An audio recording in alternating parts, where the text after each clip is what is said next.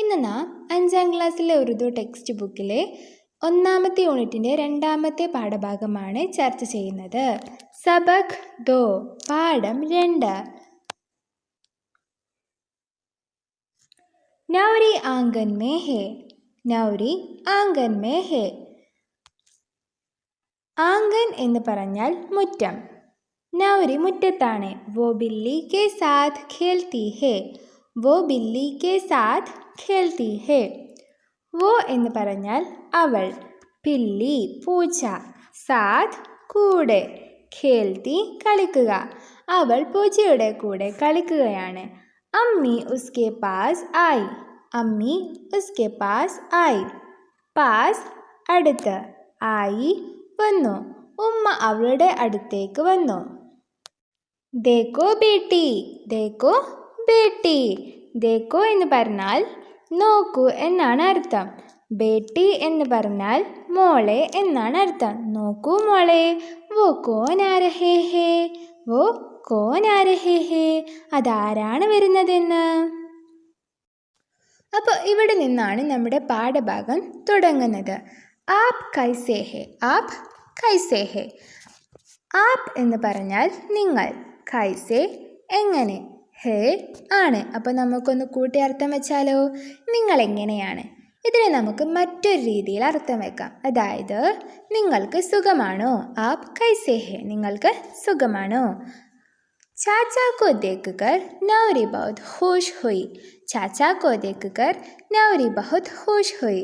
ചാച്ച എന്ന് പറഞ്ഞാൽ പിതാവിൻ്റെ സഹോദരൻ എന്നാണ് അർത്ഥം, അല്ലെങ്കിൽ പിതൃവ്യൻ. അപ്പോൾ നമ്മുടെ നൗരി ചാച്ചയെ കണ്ടപ്പോൾ വളരെയധികം സന്തോഷിച്ചു. ഉറുദുവിൽ പരസ്പരം കണ്ടുമുട്ടുമ്പോൾ പറയുന്ന ഒരു വാക്കാണ് ആദാബ്. നമ്മൾ പരസ്പരം കണ്ടുമുട്ടിയാൽ ഹലോ എന്ന് പറയില്ലേ, അതുപോലെ ഉറുദുവിൽ പരസ്പരം കണ്ടുമുട്ടിയാൽ ആദാബ് എന്ന് പറയുന്നു. അപ്പം നമ്മുടെ നൗരി ചാച്ചയോട് പറയുകയാണ്, ആദാബ് ചാച്ച. ആദാബ് എൻ്റെ പിതൃവ്യ. ആപ് കൈസേ ഹേ. നിങ്ങൾക്ക് സുഖമാണോ. ആദാബ് ബേട്ടി. ആദാബ് മോളെ. മേ ടീക്ക് ഹൂം. എനിക്ക് സുഖമാണ്. മേ ടീക്ക് ഹൂം. എനിക്ക് സുഖമാണ്. പിന്നെ നമ്മുടെ ചാച്ച നൗരിയോട് ചോദിക്കുകയാണ്, ആപ് കൈസി ഹേ. ആപ് കൈസി ഹേ. നിങ്ങൾക്ക് സുഖമാണോ. മേ ബി ടീക്ക് ഹൂം ചാച്ച. എനിക്കും സുഖമാണ് ചാച്ച. യേ ലീജിയേ ബേട്ടി.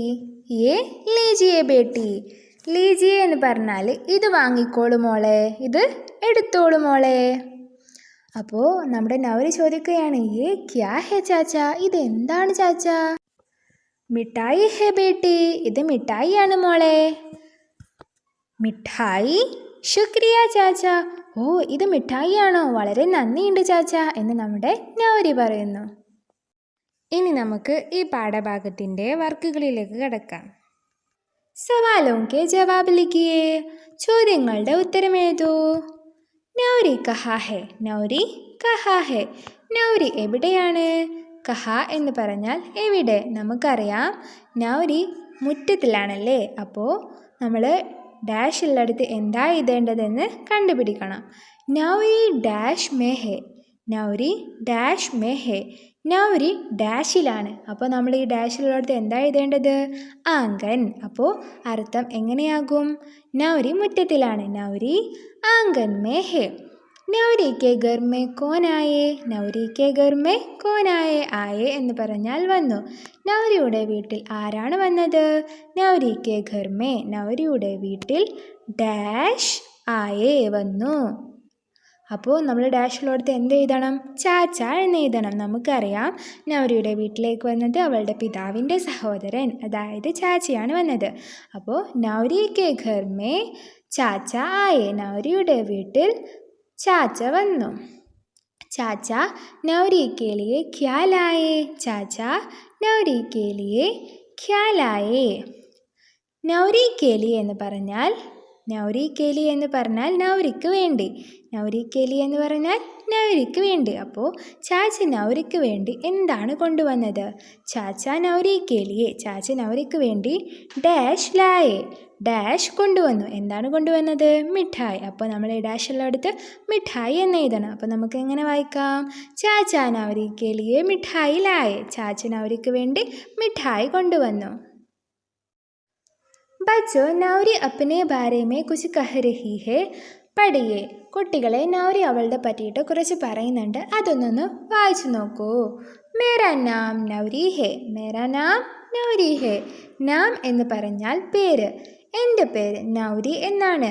ജോസഫ് മേരാ ദോസ്ത് ഹെ. ജോസഫ് മേരാ ദോസ്ത് ഹെ. ദോസ്ത് എന്ന് പറഞ്ഞാൽ കൂട്ടുകാരൻ. അപ്പോൾ ജോസഫ് എൻ്റെ കൂട്ടുകാരനാണ്.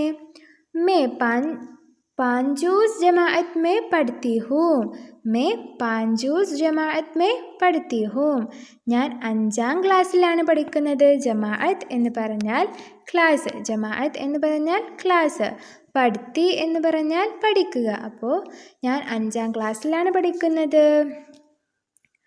മേരെ ഘർ മേ അമ്മി അബ്ബ ദാദ और ദാദി ഹേ. എൻ്റെ വീട്ടിൽ ഉമ്മയും ഉപ്പയും അതുപോലെ മുത്തശ്ശനും മുത്തശ്ശിയുമുണ്ട്. May ഗാവോ may രഹത്തി ഹൂം. ഞാനൊരു ഗ്രാമത്തിലാണ് ജീവിക്കുന്നത്. ഗാവ് എന്ന് പറഞ്ഞാൽ ഗ്രാമം. ഗാവ് എന്ന് പറഞ്ഞാൽ ഗ്രാമം. രഹത്തി ഹൂം താമസിക്കുന്നു. ഞാനൊരു ഗ്രാമത്തിലാണ് താമസിക്കുന്നത്. बच्चों नीचे दिए हुए सवालों की मदद से आपस में बात कीजिए. കുട്ടികളെ ചുവടെ നൽകിയിരിക്കുന്ന ചോദ്യങ്ങളുടെ അടിസ്ഥാനത്തിൽ പരസ്പരം ഒന്ന് സംസാരിക്കൂ. ആപ്കാ നാം ക്യാ ഹെ. ആപ്കാ നാം ക്യാ ഹെ. ആപ് എന്ന് പറഞ്ഞാൽ നിങ്ങൾ. ഖാ എന്ന് പറയുമ്പോൾ ലുഡെ എന്നൊക്കെയാണ് അർത്ഥം. ക എന്ന് പറഞ്ഞാൽ ലുഡെ എന്നൊക്കെയാണ്. അപ്പോൾ ആപ്കാ നിങ്ങളുടെ, നിങ്ങളുടെ. ഇനി നാം പേര്. ഖ്യ എന്ന് പറഞ്ഞാൽ എന്ത്. ഖ്യ എന്ന് പറഞ്ഞാൽ എന്ത്. ഹേ എന്ന് പറഞ്ഞാൽ ആണ്. ആപ്കാ നാം ക്യാ ഹേ. നിങ്ങളുടെ പേര് എന്താണ്. മേരാ നാം. മേരാ നാം എൻ്റെ പേര് ഡാഷ് ഹേ. ഡാഷ് ആണ്. അപ്പോൾ ഡാഷ് ഉള്ളിടത്ത് നിങ്ങളുടെ പേര് ചേർക്കണം. അപ്പോൾ നമുക്കിങ്ങനെ പറയാം, മേരാ നാം നീനു ഹേ.